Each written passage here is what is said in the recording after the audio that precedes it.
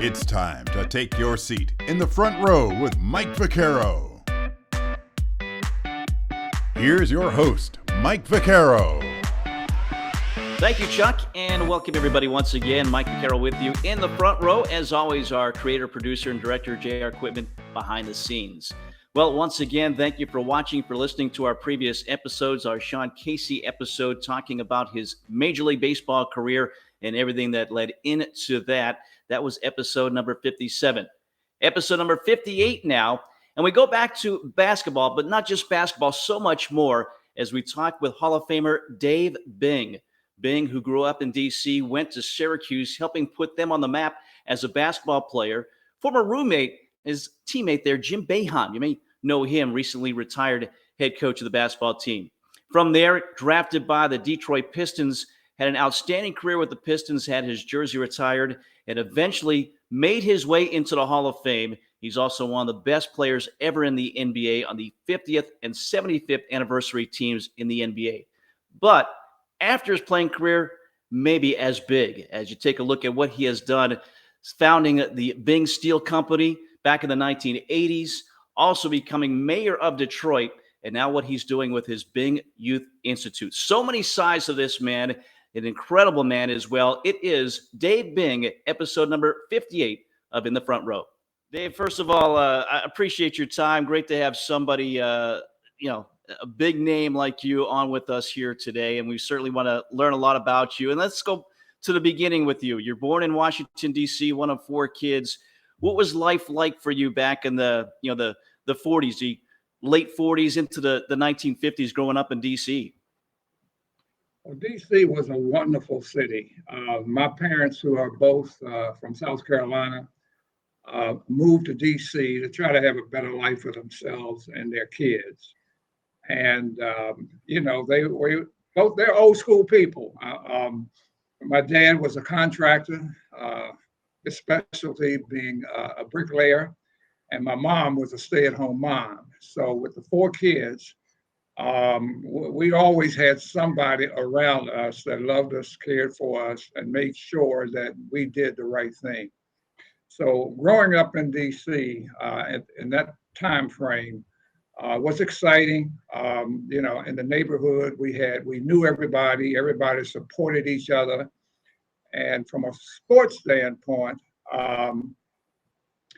basketball was the number one sport in D.C. So I concentrated on basketball, and from middle school, back then it was junior high school, but middle school to high school, I really honed my basketball game. So I became a high school All-American and had probably somewhere around 50 scholarships by the time I was ready to graduate. And nobody could believe that I chose Syracuse because Syracuse did not have a basketball program at that time. It was a football school.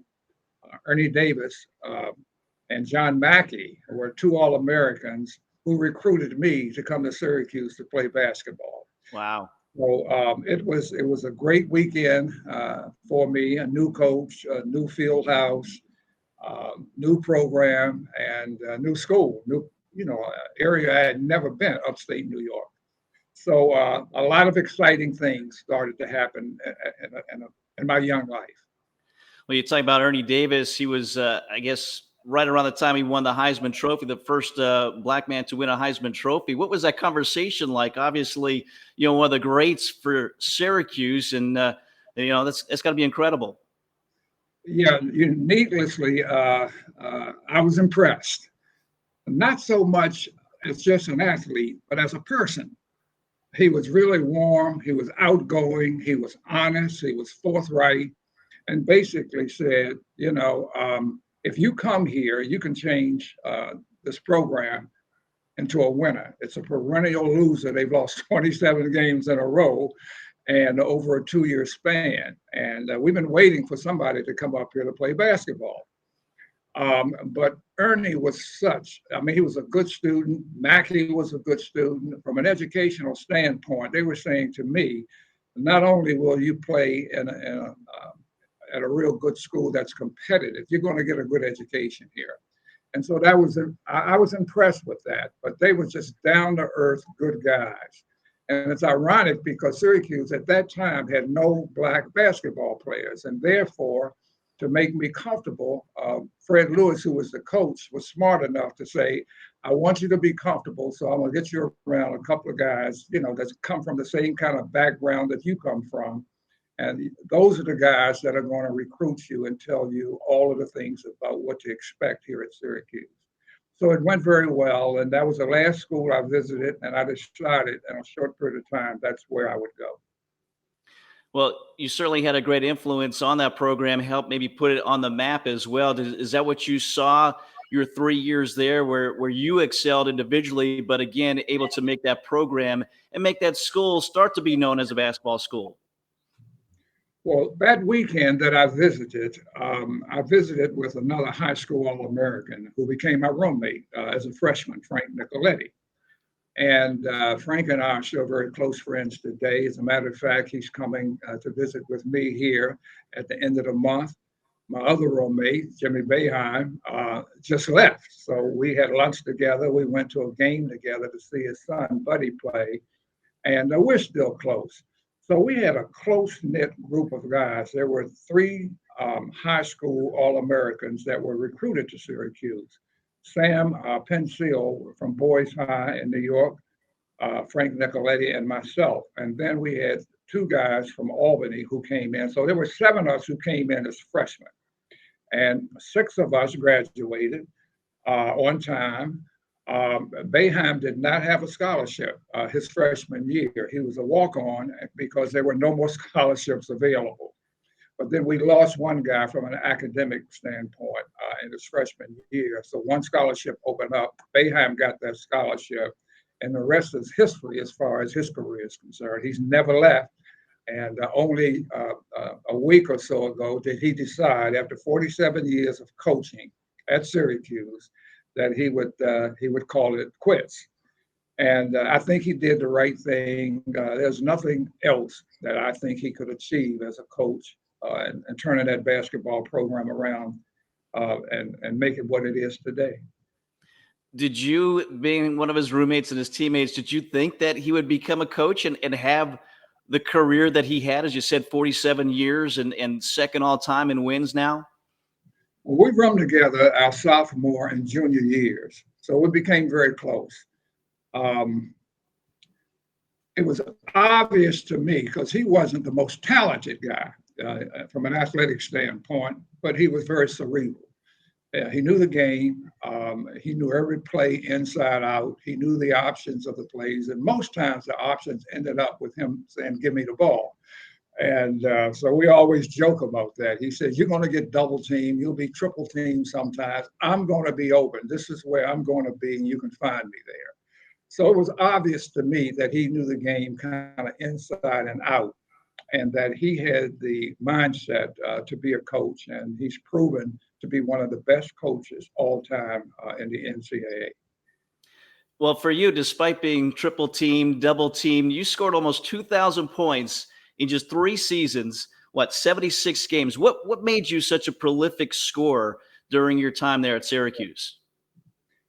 Well, I was quick, I was fast, and I could jump. And growing up on the playgrounds in Washington, D.C., and the high school team that I played on, I never averaged more than 18, 19 points a game in high school because my coach wanted me to be the complete player as a guard.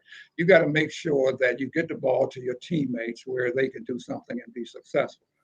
And I did that all the way through high school. And then when I got to college, because I had never played outside of Washington, you don't know how good you are. And all of a sudden, I had a chance to play against guys from all over the country as a freshman. And I figured, I'm pretty good. I'm pretty prepared for this. And not so much that the team depended on me to score. Whenever I got open, I got the ball. I mean, I was able to go one-on-one pretty much against anybody. And things just fell in place for me. I was prepared to take on the leadership role as a scorer, as the assist leader, and because I could jump even with rebounds. So we had a wide open game where we just played baseline to baseline. And Coach Lewis was an outstanding coach, and he played or let us play to our strengths. And so we had a lot of success. Yeah, again, you led the team in 1966, so over 28 points a game that year, consistent All-American. So time to get drafted. You get picked second overall by the Pistons back in 1966.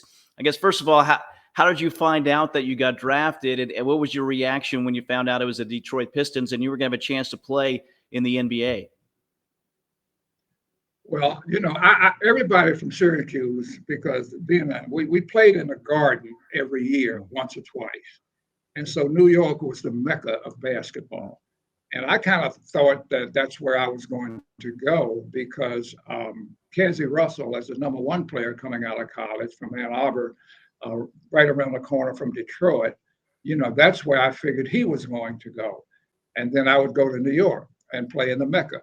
But it didn't work out that way. The Knicks picked Cassie, Detroit picked me. And even though I had some reservations early on about going to Detroit because I didn't have family there, I didn't know anybody there, and it was going to be a rude awakening for me to go there when I know people wanted Cassie. So I had a lot to prove, but things worked out well for me. I mean, my rookie year, I was Rookie of the Year. And from there, things just kept going in the right direction for me personally. Yeah, as you said, great rookie season for you. Why? What made that transition? It seemed like it was easy. What made it easy for you going from the college level to the NBA and the success that you had there? Well, when I got to Detroit, the starting backcourt was Eddie Miles, 6'5", 215, 220 pounds, could shoot the ball, could score. And Tommy Van Arsdale at 6'5", about 225 pounds. So it had big guys in the backcourt. Neither one of them was that quick. Neither one of them could penetrate. And I had that ability. So David Busher was the coach. At 26 years old, he was the head coach and an all-star player. And Dave looked at me and said, you penetrate very well. You can score. You'll make my job a little easier because people are going to double team you when you get into the paint, and you can kick it out to me, and off and running we'll go. So things worked out very well for me in Detroit, but we didn't start winning until my second and third year, as we started to get some better players. So my 9-year career in Detroit was very, very successful. And I played outside of Detroit for the last 3 years of my career, 2 in Washington, my hometown, and 1 in Boston. Again, a prolific scorer in college, on the NBA level as well. Who did you like to attack? Who did you like to drive against? Who did you think that you could get past and have some success against defensively? I was one of the quicker guys in the league, so I'd never worried about whether or not with the ball in my hands that I couldn't get around the defense. But the guys that gave me the most trouble was Oscar Robertson, who I think was the best all-around player in the league, and Jerry West, 2 guards. And, when you talk about the history of the NBA, a lot of people forget, the kind of success and the kind of player Oscar and Jerry were. And those are the 2 guys that I didn't necessarily fear, but those are the guys that kept you up the night before you had to play them because they were so good both ways. There were so many guards in the league back then who wound up being in the top 50 and the top 75. I mean, there was not a night where you didn't go against just a premier player. And when I broke into the league, there were only 9 franchises. The league has grown down to 30, but with 9 franchises, you would play against the same team 5 or 6 times a year. And you had a chance to match up with just unbelievable talent. Again, this is the 60s, 70s, such great basketball. As you mentioned, some of the big names at that point. Do you look at today's game and look out there and see any players that maybe relate to the game that you had, the way you played back in the days? The guard position, you got a guy out in Portland, Lillard. Yeah. I think he's a tremendous player. Morant, I think, is the most exciting player guard in the league. Westbrook is now ending his career. He's on the downside, but he just had a tremendous career. Chris Paul, I look at the guards in over the last 5 or 10 years, and there are a lot of good guards. But I think the guys from my era, a lot of us could have played in this era because the game has changed so much. Because now, for an offensive player, you get a lot of leeway. Back then, the game was much more physical. But today, offensive players, if you get touched, it's a foul. And now with the 3-point shot, even way back then, a lot of us didn't try to shoot the 3-pointers because we tried to get inside and take a mid-range game. It's not that we couldn't shoot from that far out, but the game had not expanded the way it is today. So, but I do think for sure that some of the players from my era could have played today. As you said, the majority of your career with Detroit, you spent some time with the Washington Bullets at the time, the Celtics as well. 12 years overall, over 18,000 points, and nearly over 5,000 assists as well. You eventually get the call to the Hall of Fame. What was that moment like for you? And was it something you were expecting at the time? At that time, because of the career I'd had, I thought I had a good chance. I mean, as a younger player, I never gave it a second thought. So when I got the phone call that I had been chosen to be inducted into the Hall of Fame, I was excited, no doubt about it. And Oscar Robertson and I had become pretty good friends. And, he was the one that introduced me as a former Hall of Famer, and he wanted to do that. And I was so honored to have him do that for me. And we're still friends today. Just had a phone conversation about a week ago. And guys from my era, we were not just competitors toward each other, but we became friends because we played so much against each other. So when you went into an opposing team's arena or their city, unlike today where guys got their own planes, each franchise got their plane, they go in and they come out right after the game. We had to stay in the cities, and sometimes you stay in a city 2 or 3 days, and then the opposing players would take you around their city and introduce you to what life was like. So I had a chance to go to almost all of those NBA cities with an opposing player. And a lot of our friendships are lifelong. So we still connect with each other. We still are supportive of each other. And I'm not so sure the money has changed a lot of those kind of relationships today because guys don't get a chance to get to know each other. And that's too bad because, there's a finite number of NBA players. And, you want to make sure that you not only compete, but you get to know each person personally. Yeah, it seems like a little bit more fellowship during your playing days than maybe we're seeing right now. And again, what an incredible career that you had, that you were on the NBA's 50th anniversary team, the NBA's now 75th anniversary team. I mean, what you've done has held up through the years. Are you surprised about that at all? That, again, you played in a different era back in the 60s and 70s, yet you're still being recognized as one of the best ever to do it in the NBA. Well, it's surely an honor, no doubt about it, because most, sports writers and most kids today, evidently they thought we didn't play basketball back in the 60s and 70s, but we had a lot of good players. When you look at the top 50, the top 75, a lot of us came from the era that I was in. And to be remembered and honored today is a great honor, absolutely, no doubt about it. And I think it surpasses the Hall of Fame. I'd be very honest with you. To be remembered as one of the top 50 or the top 75. I mean, there are a lot of guys that played in the league over the time when the league was developed in 1946. And to be honored and remembered as one of the best is just a true honor. Yeah, I mean, again, you mentioned such great players that you played with, and then you go to the 80s and 90s, so many big names during that time, and certainly currently as well. But, again, it was a different era for you. The money wasn't quite there. So during your time as a player in the offseason, you kind of did something about that. You worked at the National Bank of Detroit and started to work on your second career. Obviously, you saw that, your pro career was going to end at some point. Was that what led you to working there and getting a head start on what your career, what your life could be after your playing days? Sure. I decided early on, it is midway in my career, that if I was fortunate, I would play a certain amount of years. I played 12 years, and I tried to prepare myself, starting this fifth, sixth year in the league for a second career, because back then you weren't making enough money to take you through life. So you had to do something different.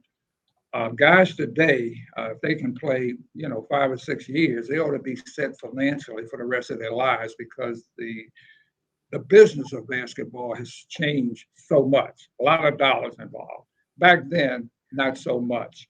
So I wasn't sure exactly what I wanted to do as a second career, but I think that's what Syracuse really helped me, because I did get a good foundation from an education standpoint that let me know that you're going to have to do something different. You're not going to be able to play basketball, into your 40s and 50s. So I started to work at a bank. I did that for 7 off seasons, even though I started to make good money, second or third year in the league. But I still knew I had to do something different. Back then, we didn't have many Black coaches, and so it never really crossed my mind about coaching. We had no Black general managers. So, there was not going to be much of an opportunity to stay in basketball once you retired. Things have changed dramatically for the better. We do have quite a few Black coaches now in the NBA and a few general managers. So it's good to see that the game has changed, the business model has changed, and people are now getting opportunities that they didn't get in my era. Well, again, you created your opportunities on the business side. In 1980, you founded Bing Steel. General Motors became your first client. What was that like to start up that business and develop it into being a multi-million-dollar business by the end? I was lucky to be in Detroit, and that's the automotive capital. And I got to know a lot of people. I had a name, I had good recognition. So I had access to some of the decision makers in the automobile industry. And people say, well, why did you get into the automotive industry? Well, it's Detroit. I mean, that's the big three. That's where it was. So I decided, I did 2 years of training in a steel company. And I wasn't ready right away to start my own company, but that had always been my dream, to start and run my own company. So in 1980, with 3 other employees, I started Bing Steel. And for 29 years, our company grew from a startup with like 4 employees, including myself, to over 1,300 employees by the time I was done. From 2 million in sales in my first year to over 300 million by the time I stopped.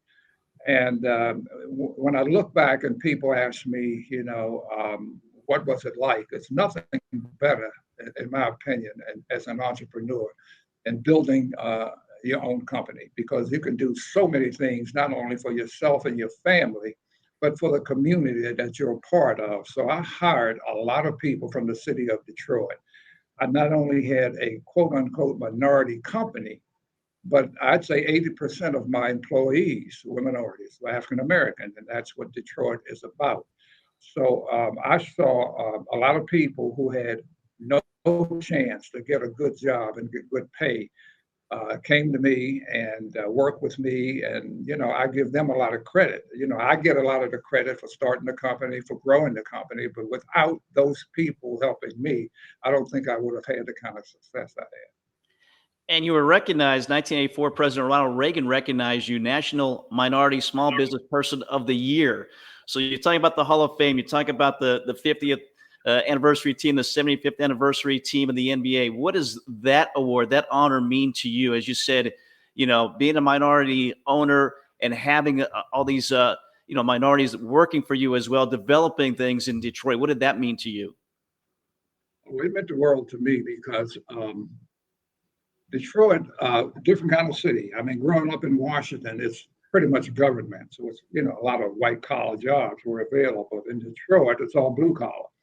And I saw so many needs in the city of Detroit, so many people that were not getting opportunities. And as we grew and as people were getting opportunities with me, it made me feel very, very good. And as I look back now, the friendships that I established in my business career are just as important, if not more important, than the friendships I established as a player. So I'm kind of a down-to-earth guy.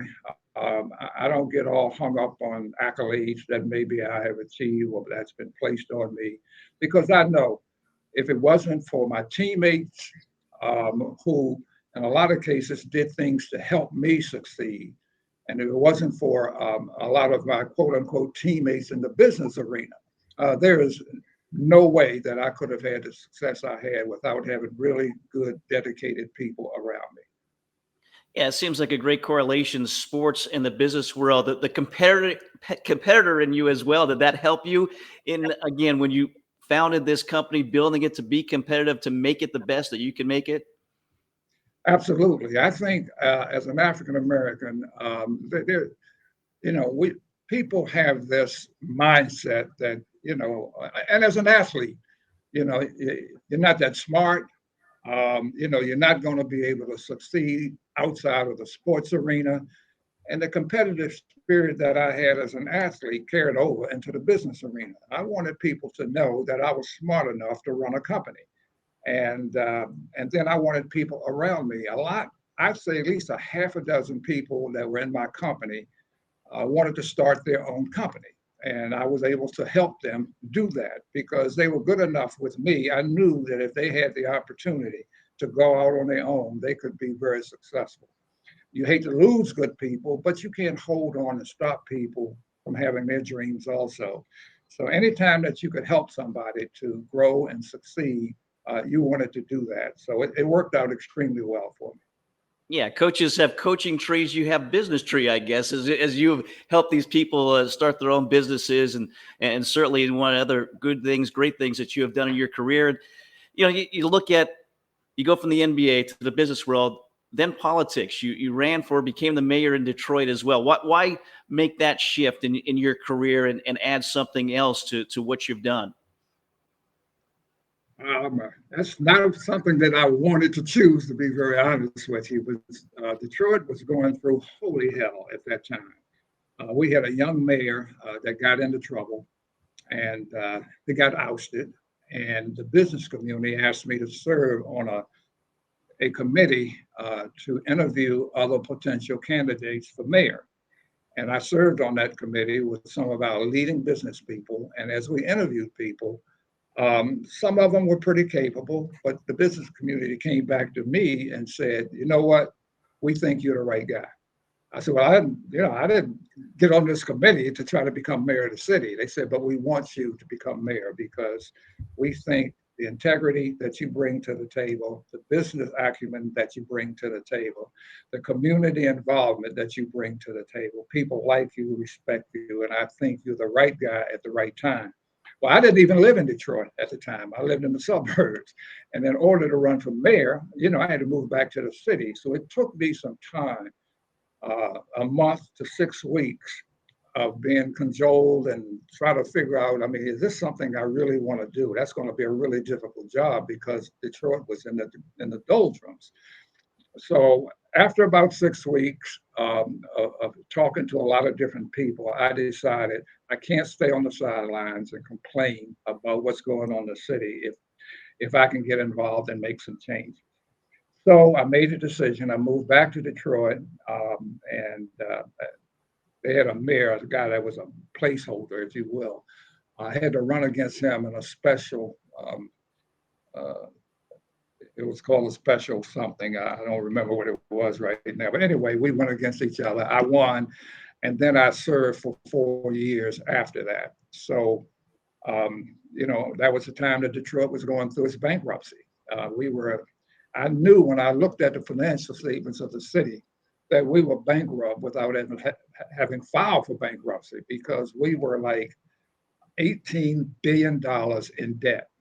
It was hard to borrow money, and without money, it's kind of hard to run a city.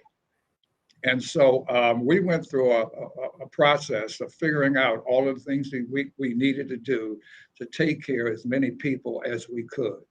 And I think the 4 years that I served, we did a good job. I think the credibility of the city and city government, people started to respect the mayor's office again. And that was important because the business community had told me early on, if we don't get the right person in there and we think it's you, we're not going to make any more investments in the city of Detroit. And that would have been a death knell for the city. So once again, I took on that responsibility. As I look back now and people ask me, was that the hardest job you ever had? And the answer is absolutely yes, it was. And would you do it again? And I say absolutely yes, I would, because it was the right thing to do. And we made a difference in the city, and it's starting to come back now. Well, it says a lot about you, and again, the difference that you've made then, still making a difference now. You've got the Youth Institute, doing a lot of work in Detroit with African American young men in that community. Tell us a little bit about that, the Bing Institute, the Youth Institute, and what it's doing and who it's serving. At 64 years old, when I was finishing the mayor's office, I'm still a relatively young guy, still in pretty good physical shape. And, I didn't want to just go sit in the corner and do nothing. So because of being the mayor, there were places in the city before being mayor I had never been. I had never gone. There was no need for me to go and canvass the whole city. But as mayor, you have to go everywhere and meet everybody. And I saw how a lot of our young men of color in particular, were living. They're in an environment where, in most cases, it was a broken family. The father wasn't there, and I knew how important it was for a teenage boy, to have a man in his life. And so I decided that this is something that I want to do, and I want to try to, with all of my contacts, I can raise money, I can identify men that would be a mentor for these young boys. So we're now in our 8th year, and the graduation rate in urban America, Detroit being one of those cities, is less than 50%. So boys who enter the 9th grade, only 50% of them graduate from high school. And if you don't have at least a high school education, you're never going to be able to get ahead in life. You're not going to get a good job. The opportunities aren't going to be there. So we now, out of 8 years, we've had 51 boys graduate.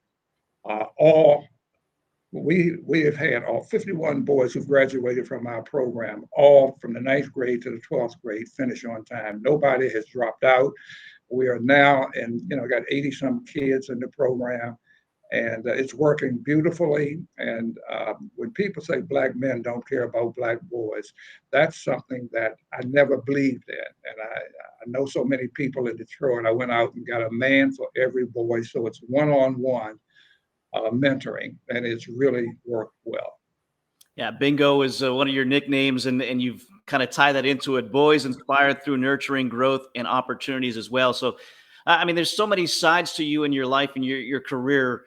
What do you want to be remembered most of?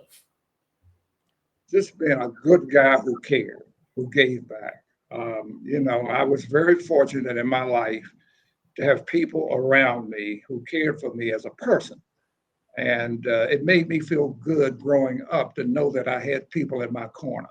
And for so many of these young boys today, they think nobody cares about them. Nobody loves them. Nobody pays attention to them. Nobody will share time with them. And so now that I'm doing what I'm doing, and I can see the kind of success, and the success is not just for the boys. A lot of success is the men who are mentoring these boys, because we all come from pretty much the same kind of background. We need each other, and we have to give. You give back, and good things usually happen. So I'm happy with my life. If I had to do it all over again, I don't think I'd change much at all. I've been very blessed. Well, that's incredible. And again, the tie that you have to Syracuse, kind of putting them on the map as an alum myself, to have now your jersey retired, to be that guy, as you said, it was known as football with Ernie Davis and Jim Brown and Floyd Little, the number 44, but to have your number 21 retired now at Syracuse, what does that mean to you, kind of where it all started for you? Well, it means a lot. I've had my number retired at high school, college, and professional. So I've had a certain amount of success at each level that I played, and it means a lot. And so when somebody comes and says, your number is retired, do you mind if I wear it?